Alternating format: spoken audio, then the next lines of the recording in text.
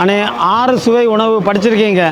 நீங்கள் வந்து 4 சுவை தான் சாப்பிட்றீங்க. இங்கே பாருங்கள், இது அரசு ஸ்கூலு 3ஆம் கிளாஸ் பாடத்திட்டத்திலே நாங்கள் வச்சுருக்கிறோம் 6 சுவை உணவு திங்கணும்னு. நீங்கள் ஏன் திங்கிறது இல்லை? கசப்பும் துவர்ப்பும் திங்கிறதே இல்லை. அதனால தான் நீங்கள் பாதிப்பு ஏற்பட்டு மருத்துவமனைக்கு நீங்கள் சம்பாதிக்கிறதுல 30% கொடுக்குறீங்க. நோயாளி வியாதிப்பட்டவன்னு சொல்கிறதுக்கு எல்லாம் காரணம் 6 சுவை உணவு திங்காத்தது.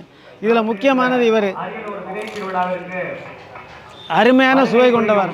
இது வந்து நான் எல்லாம் அரை கிலோ ஒரே நேரம் நான் சாப்பிடுவேன், விதையோடு தான் சாப்பிடுவேன். இதை கலக்கிறதெல்லாம் கிடையாது. அது மாதிரி இதில் வந்து துவர்ப்பு அளவுக்கு அதிகமாக இருக்குது.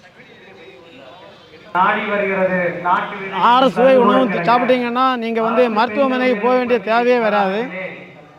உங்கள் பொருள் லாபம், உங்கள் சொத்து லாபம், எல்லாம் லாபம். அதனால 6 சுவை உணவு 3 நேரமும் எல்லாருமே சாப்பிடுங்க. இந்த உலகத்தில் வந்து சந்தோஷமாக வாழுங்க. நோய் நொடியின்றி வாழ 6 சுவை உணவு தினமும் சாப்பிடுங்க. 3ஆம் கிளாஸ் பாடத்திட்டத்திலே நாங்கள் கொடுத்துருக்கோம் அரசாங்கம். அதனால் எல்லோரும் ஃபாலோ பண்ணுங்கள்.